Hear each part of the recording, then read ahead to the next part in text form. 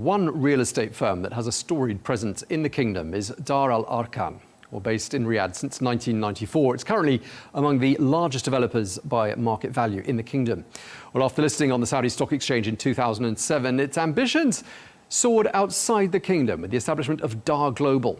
DarGlobal was founded in 2017 as the international arm of the Saudi giant. And DarGlobal now boasts partnerships with some major brands, including the Trump Organization. Well, let's find out more now. We can speak to Ziad El Chaar, who is the CEO of the real estate developer DarGlobal, which started in Saudi Arabia and which was the first Saudi company to succeed in listing on the primary market in the UK. Mr. El Chaar, thank you very much for coming to see us here at Al Arabiya. Thank you.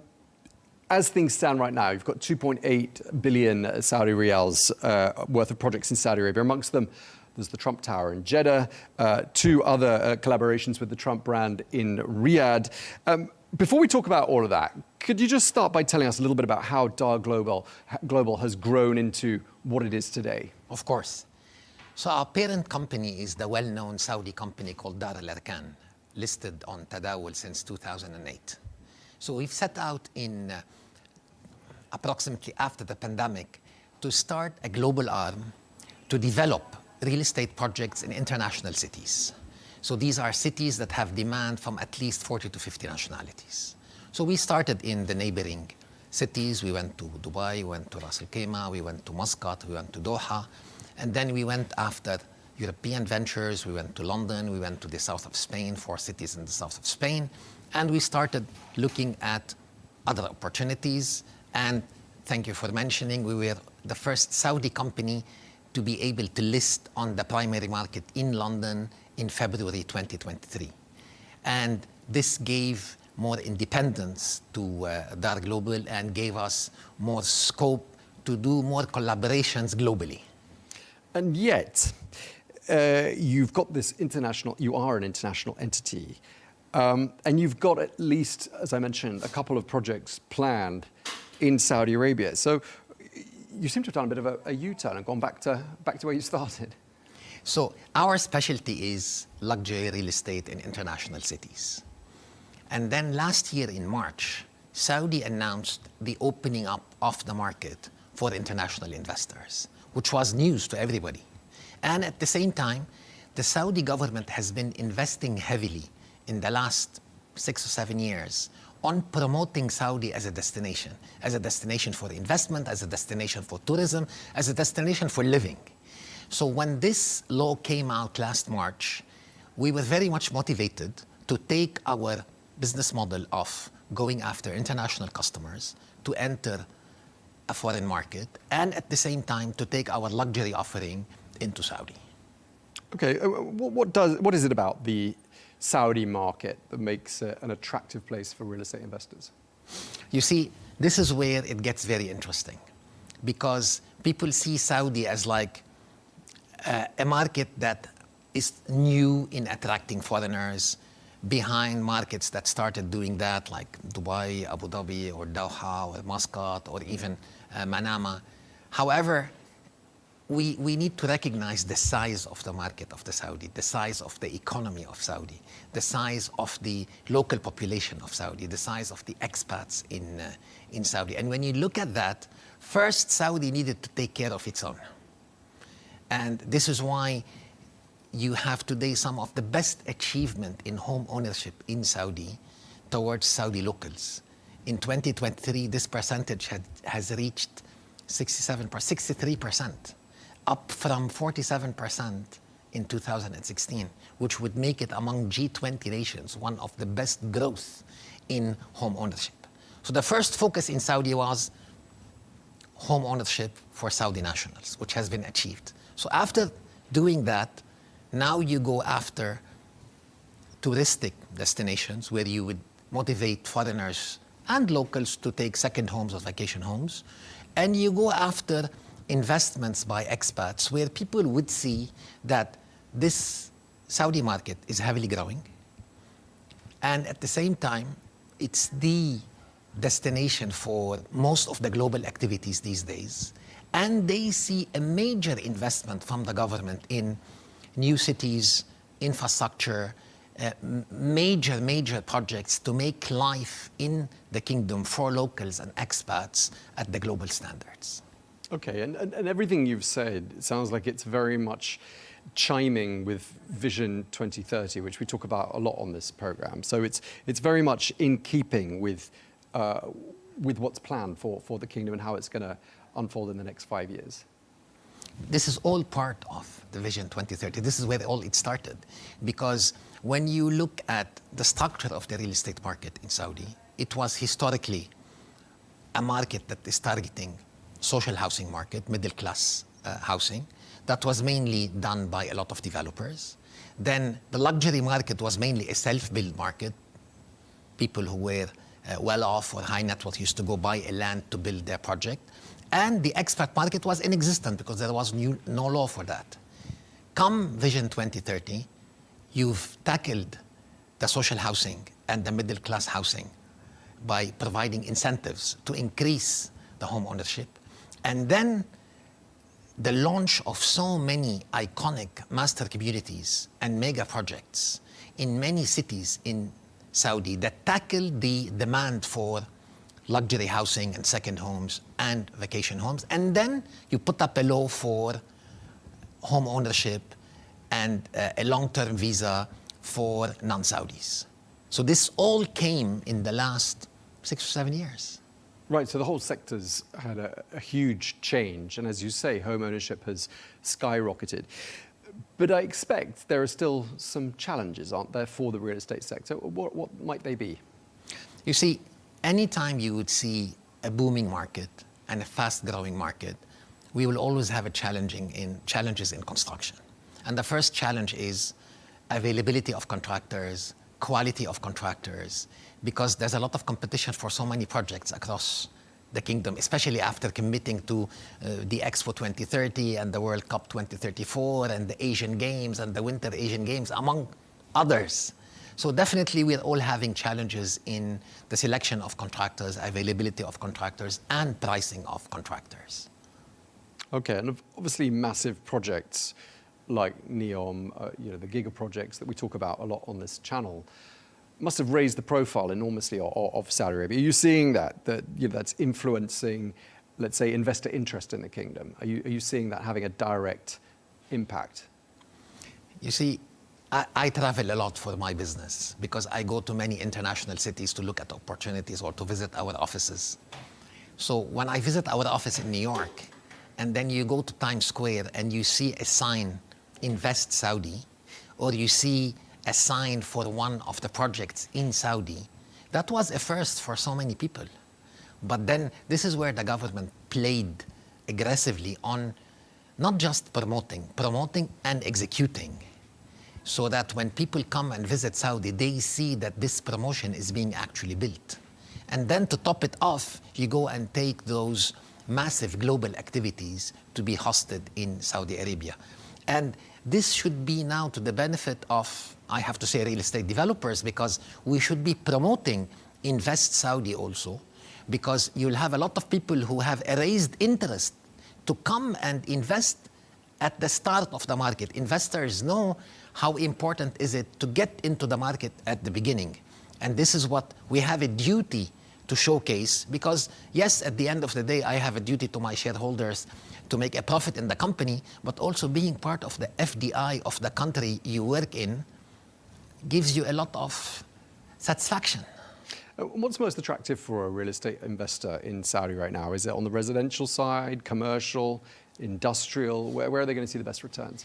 We'll have to follow the guidelines of the law that were issued last March, where you have mainly a focus on residential to get the long-term visa. And here also Saudi played it very intelligently, because they said for expats, the ticket has to be 4 million riyals and higher. Thereby, they do not affect the units designed for social housing and middle class income to compete with the expats who are coming to invest in the country. And then eventually you'd have problems like some of the countries where you had problems with the golden visas, is that the locals could not find properties to buy. So they've done this very clear separation through putting this 4 million riyals threshold. Okay. I want to talk to you a little bit about the Trump collaboration. First of all, how did your collaboration with the Trump organization come about in the first place? You see, personally, my first collaboration with the organization was in one of my earlier jobs in 2012, when I convinced the Trump organization to come and work with a company in Dubai to build what is today the Trump International Golf Club Dubai. And I saw the power of the brand. I saw the attention to design. I saw the support they will give you in promoting projects and in managing of these projects. This was well beyond politics and even 4 years before that. So obviously when I saw opportunities that we're currently doing in DarGlobal, I went back to Eric Trump, the executive vice president of the organization, said, listen, we have a very attractive project in Muscat I would like to show you, which is a golf course and a hotel and a private club and a residential development. And this is where our collaboration started. And we've announced the Oman project way even before even the current sitting president announced he was going to run. Because again, we believe in the power of this brand, especially in golf. Yeah, I was going to ask you specifically in Saudi Arabia, what's appealing about the brand and what's been the rationale behind the various joint projects? Because there's the Trump Tower in Jeddah, 2 projects as yet unannounced in Riyadh. I hope you'll tell us first when they are announced. And of course, other projects around the region. So just tell us the answer to that question. What is the appeal of the Trump brand in Saudi? You see, the luxury market is evolving in Saudi, and there is more demand for luxury from the locals and from the international market. And if you want to build on Jeddah in front of the sea, one of the best towers, really you don't have a lot of options in terms of co-branding. So Trump is a great option to brand a tower on the Corniche in Jeddah and to build within that tower also one of the first private clubs branded by Trump, because there's also a big demand in the city of Jeddah for private clubs. And then we would like so much to build with the Trump organization in Saudi a world-class golf course, because this is one of the big specialties of the organization, and we're hoping to find that opportunity soon in Riyadh. Okay, and how are you seeing the sales of units in the Trump Tower in Jeddah progressing? What's been the trend? Very successful. You know that we're a publicly listed company, so I'm limited by what I can say, but I can tell you it's been very successful because we presented to the market first what the market wants, with a great brand, with a great design. Okay, so we talked a bit about Riyadh, we talked a bit about Jeddah. Are there other regions of Saudi Arabia that could hold some appeal for you, or is that not yet something you're exploring? You see, we are exploring all the cities of Saudi, because you have definitely a great appeal in Riyadh, you have a great appeal in Jeddah. Then you have the 2 most interesting upcoming regulation regarding the holy sites of Mecca and Medina. Then you have all the developments on the Red Sea. The Red Sea is one of the best locations in the world because any development on the Red Sea can be used for 12 months. Because of the weather on the Red Sea. So definitely we're looking at most of the locations where the government is putting a lot of efforts in Saudi. Okay, and can you sum up for us any sort of key regulatory changes that are affecting the Saudi market, just so that we can inform our viewers? You see, from a real estate perspective, the most aggressive was the opening up of the market, but also Saudi is motivating a lot of foreign companies to come and open in Saudi, whereby now we're getting a lot of foreign contractors that are coming to Saudi, which is also helping the market because we need more contractors. And at the same time, the expansion of the travel routes is very important, because it's very hard to sell to somebody if they cannot get a connection that is direct to that city. So expanding the airports, expanding the airlines will help a lot the real estate market. Right, I mean, Saudi very much on the map, and we've been speaking to the airlines, we've been speaking to lots of people who are part of this journey. What's your outlook for the sector for Saudi Arabia over the next 10 years or so? You see, There are so many cities that started before Saudi, but once Saudi started, everybody took attention because it's a G20 market.